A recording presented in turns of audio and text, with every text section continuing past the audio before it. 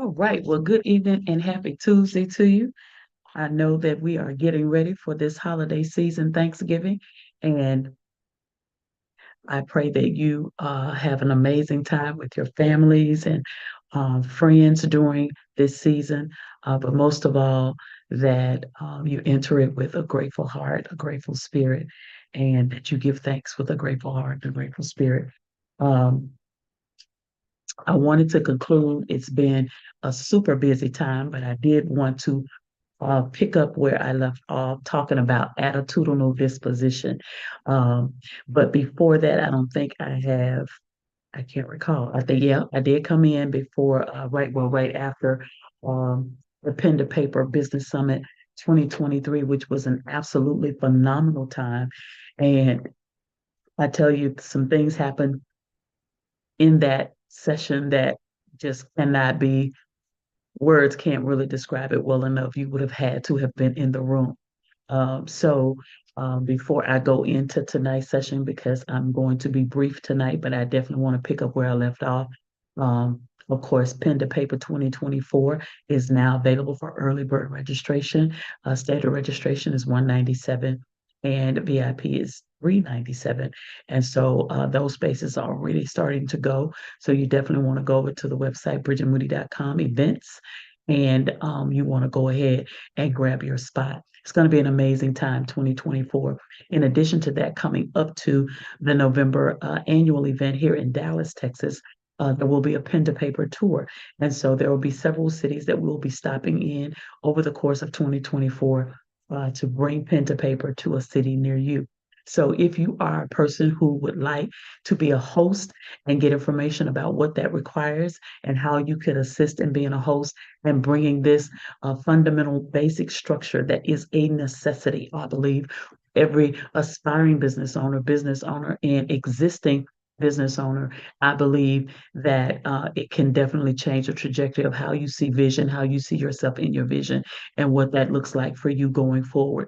Definitely go to the website to bridgetmoody.com / tour and read all about how Pen to Paper got started, what this is about, how you can host, and how you can help to be a blessing to 25 or more people in your area. So we'd love to come to your city, my team and I, and share what it is that God has given us relative to vision. Now, I want to get into pick up where I left off. So I've talked about attitudinal disposition the last several weeks that I have talked about it and was on. I talked about the second. Let me make sure I got, there we go. All right. I want to make sure that I kind of recap a little bit. So, attitudinal disposition, I talked about here again. I'm going to read the definition again. And then I'm just going to briefly talk about the attitude perspective of attitudinal disposition. We're now ready to go into the disposition piece. And I'm going to cover the positive aspects of that tonight. And then next week, we'll wrap this up with the negative aspect. That's if I don't find another couple of nuggets to share with you. But this is the definition. The in depth, practical, and straightforward term for attitudinal disposition is simply this: mindset. It's all about this. Do you have a growth mindset, or do you have a fixed mindset? Do you have a positive mindset, or do you have a negative mindset? What is your mindset? And this is what a mindset is. A mindset encompasses an individual's attitudes, their beliefs, and inclinations. And I'm probably going to unpack that, which collectively shape their approach. Your beliefs, your attitudes, and your inclinations is what collectively shapes your approach to various situations and their overall perspective on life, meaning your overall perspective on life. These are the elements that help to shape your approach on various situations, circumstances, individuals, et cetera, et cetera, et cetera, and your perspective on life, your attitude, your beliefs, and your inclinations. Yeah, I got to unpack that. It is more easily understood and relatable. It is a more easily and understood and relatable way to express the concept of one's mental and emotional orientation. What is your mental and your emotional orientation? That's different for everybody. Everybody's mental state is different. Everybody's emotional state is different. But what is the compilation or the merging or immersing of those two together? That's a whole nother conversation for a different time. So I've talked about attitude, the attitude side of attitudinal disposition.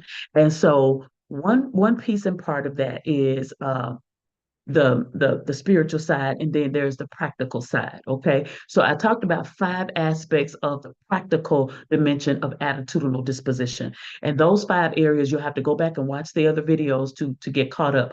But those 5 elements were behavioral aspect. All of these are an aspect. Okay, behavioral, cognitive. Number 3, affective. Number 4, social influence aspect, and then the cognitive dissonance aspect. Go back and watch the other videos and you'll get caught up on that. Then the spiritual dimension of attitudinal disposition. Number 1, faith and belief. Number 2, gratitude and contentment. Number 3, mindfulness. Number 3, compassion and forgiveness. And number 4, compassion and forgiveness.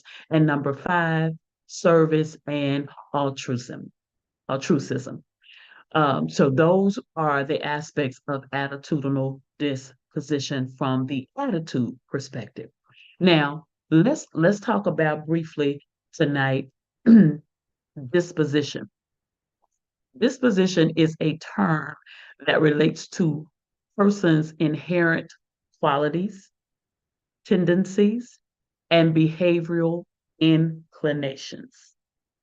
It describes the prevailing mental and emotional characteristics that shape an individual's responses, reactions, and general outlook.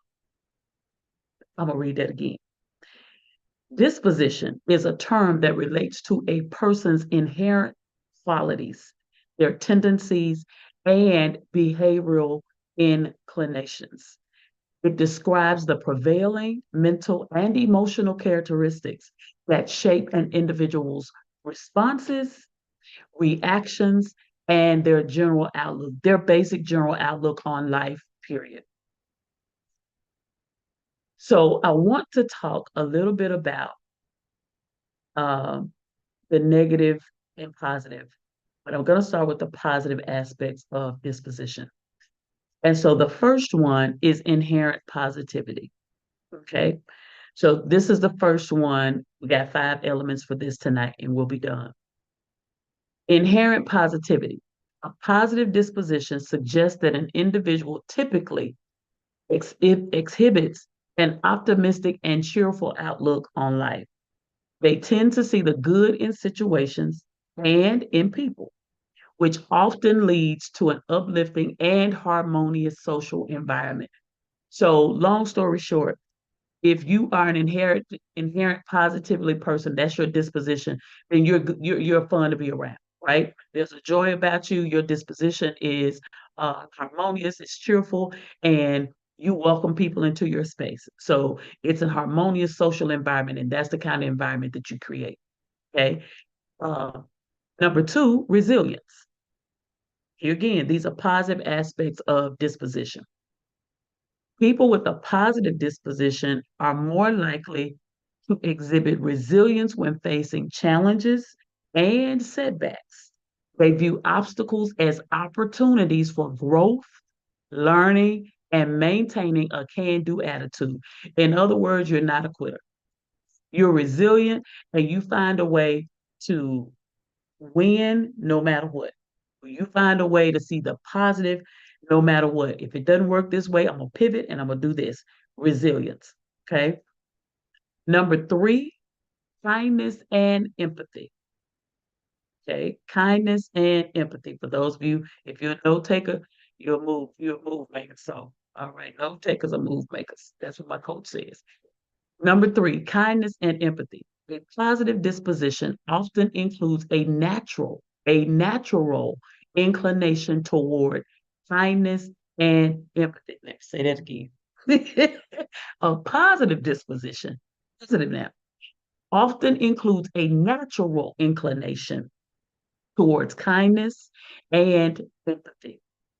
Individuals with this disposition are more inclined to be compassionate and helpful to others, fostering positive relationships. You can see yourself in other situations. You are more open to be compassionate toward people, caring, loving, uplifting, and it thereby creates positive relationships. Okay, kindness and empathy, number three. Number four, oh, this is a big one. Openness to change. Oh my God. This is where a lot of us, oh my goodness. You doing good. Everything else you do good. Don't ask me to change. Don't ask me to change how I am. Don't ask me to change what I'm doing. Don't ask me to change how I'm doing. Because that right there, I've been doing this for 50 years and I ain't finna change. Openness to change is number four. Those with a positive disposition are generally open to change and, and new experiences, right? They adapt well to different circumstances and embrace opportunities. Oh, these some big old words in here for personal and professional growth. I don't care who you are, I don't care what age you are. Life gonna change whether you like it or not. Things are going to evolve whether you like it or not. And the quicker you adapt to that and be open to change, the quicker you're going to succeed at whatever it is that you're trying to do. Simple, end of story, and as they say, period, and ain't nothing else behind it. You have to position yourself to be open for change and new experiences. I was just telling my coaching and mentoring group just last night to be intentional about having experiences. And one in particular I was sharing with the ladies was um, because it was a group of ladies all last night. And one of those things was take the time to experience. If you've never experienced or you don't do it on a regular basis, experience a five-star restaurant experience. It is like nothing like your average restaurant. It's not average because it's next level. It's five-star. The way they treat you, the way the food is prepared, the way they serve you, the atmosphere, the ambience, the whole nine yards. It's an experience. And experience exposes you and it helps you to have these opportunities for personal and professional growth, right? So this is a big one, openness to change. All right. So I've given you four already. Number one, inherent positivity. Number two, resilience. Number three, kindness and empathy. And number four, openness to change. Number five is optimism. Okay. Optimism is a hallmark of a positive disposition. It involves believing in a favorable outcome, even in challenging situations. Now, well, let me read the rest of this. This optimism can lead to greater motivation and achievement. Simply put, knowing how to execute your faith, because faith is believing in something to be whatever it is you desire, whether you see it or not. You believe it's going to be favorable. Your trust and your faith is in God is believing that it's going to be favorable. So this is an exercising of faith. Um, what is your belief system like, right? So if your belief system is not a belief system of optimism, you're going to find it difficult to be an achiever, to be an overcomer, to be motivated, to be, to see uh, the glass, rather than half empty, you see it half full. Uh, it's a major shift in paradigm of people who have a positive disposition, optimism, rather than those who are pessimisms, who are that's the more the negative side of their disposition. While we think what our mindset is, what our disposition, and we go back to what our mental and emotional orientation is about a thing, our mindset determines how far we go and how we get there. So it's important that we check our attitudinal disposition and determine where are you and where can you improve in some areas. I know I can always improve in the area of being open to change because things are evolving. And if I'm not open to change, I don't grow. I can't achieve my goals. I can't do the things I really desire to do because I'm set on doing it this way, or I'm set because I don't really know how to do a certain thing. Well, what I say all the time, maximize on your strengths, the things you do well, and then employ somebody to help you with the things you don't. Maximize on your strengths, employ your weaknesses. Okay. So we're going to stop there tonight because I want to be mindful of the time. And so this is one of the things where um, you want to definitely take the opportunity to assess your attitudinal disposition. We're at the end of a year. The year's not over, but at the end of the day, there's still opportunity for you to do some things different before this year concludes. We don't ever know what's going to occur before 12/31.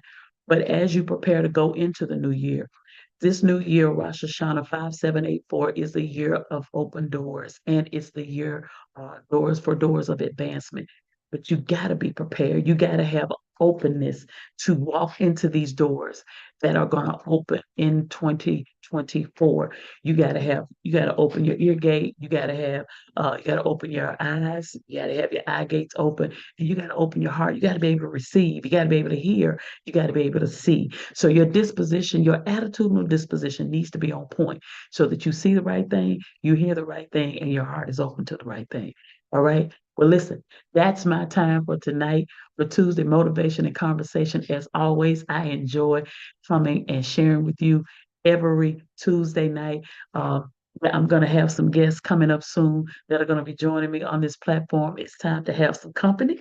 And so I had company for a little while, and then I've been solo for a minute, but it's time to have some company. So I'll be checking in with you and letting you know who's going to be joining me coming up in December for Tuesday Motivation and Conversation. It's time that you get to know some new folks because listen, there are some doors that are going to be opening and some doors of advancement, and you want to be ready. Check your attitudinal disposition, and I want you to be ready for what's coming next in 2024. All right, we'll see you next time right here, same time next week, 9 p.m. Central Standard Time for Tuesday Motivation and Conversation. Have a good night.